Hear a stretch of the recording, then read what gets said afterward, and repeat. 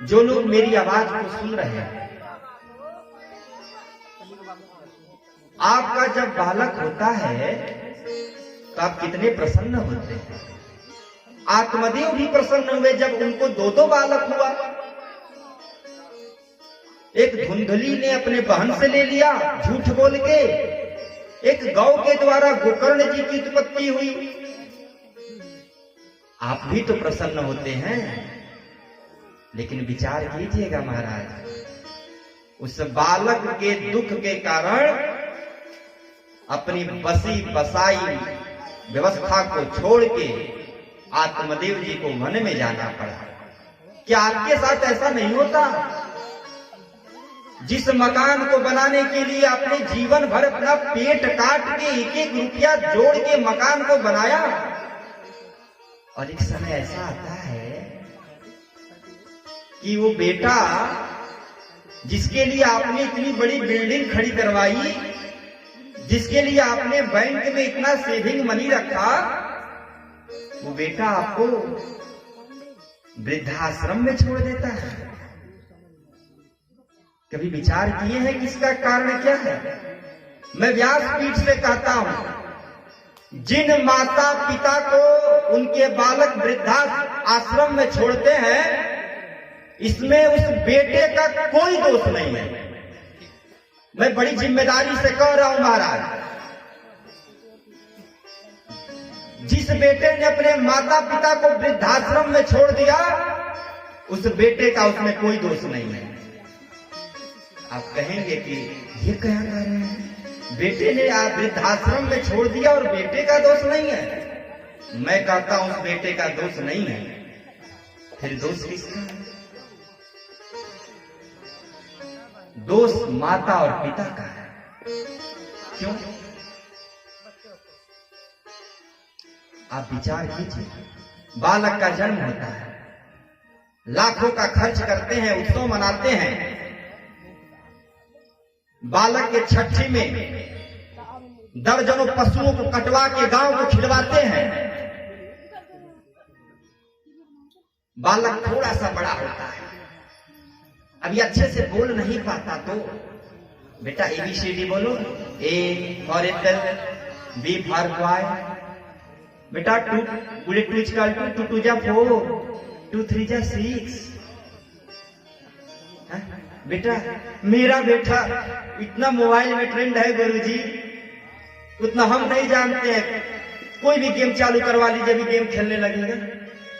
अब गुरुजी भी अरे महाराज रौरे जब इतना गुणवान वानी तरह लइकवा नहीं गुणवान हुई, ए महाराज रौरे के कौन मानी का 10 साल बाद देखूंगा। और थोड़ा बड़ा होता है, नर्सरी में जाता है, नंबर क्यों कम पाए हो बाबू?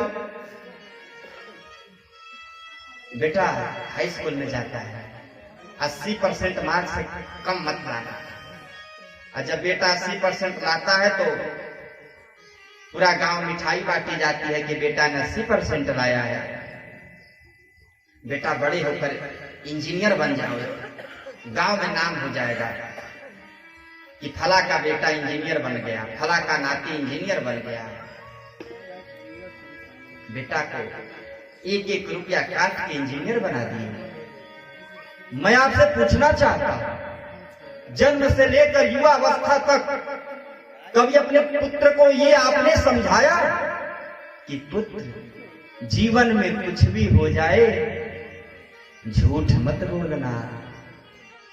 कभी ये समझाया कि बेटा सुबह और शाम अपने से बड़ों का चरण छू के प्रणाम करना चाहिए? कभी समझाया? बेटा 2 गुणे 2 इक्वल टू 4। कभी समझाया कि बेटा बोलो सीताराम, राधे श्याम? आपने बताया कि बेटा आगरा में ताजमहल है? कभी बताया कि माता पिता के चरणों में स्वर्ग होता है? बताया कि बेटा ऐसा बन जाओ कि गांव में नाम हो जाए? क्या कभी आपने ऐसा बताया कि बेटा कभी जीवन में अपने से बड़ों को दुखित मत करना? बेटा तुम इंजीनियर बनना या ना बनना, तुम 1 लाख सैलरी पाना या ना पाना, लेकिन बेटा कभी अपने से बड़ों का अपमान मत करना। अपने अगर खड़े हो ना तो तुम बगल में कुर्सी पर मत बैठना। बाबू तू कबो अपने से बढ़ाने के जवाब मत दी हो।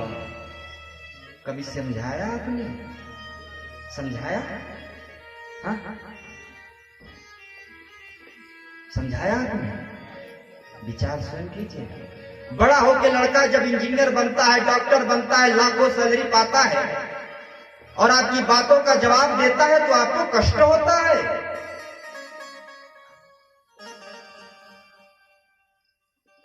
जब आपने कभी ये समझाया नहीं उस बालक को कि अपने से बड़ों का जवाब नहीं देना चाहिए। जब हमने धान में खाद डाला ही नहीं, उसकी सिंचाई की ही नहीं, तो फसल खराब होगी तो कष्ट हो रहा है। फसल तो आपने ही खराब किया है महाराज। हम बबूल को बोएंगे तो आम कहां से पाएंगे भैया? विचार स्वयं कीजिएगा। इसलिए मैं आपसे निवेदन करना चाहता हूं, जो भी मुझे सुन रहे हैं, मैं उनसे प्रार्थना करना चाहता हूं, मुझे कोई उपदेशक मत मानिएगा। मैंने कल भी कहा और आज भी कह रहा हूं कि ये व्यास पीठ की ये महिमा है कि मेरे जैसा मूर्ख आपके सामने 2 बातें कर पा रहा है। ये व्यास पीठ की महिमा है कि कालिदास जैसे मूर्ख व्यक्ति ने अभिज्ञान शाकुंतलम लिख दिया है। हाँ? कहा जाता है ना, जा पर कृपा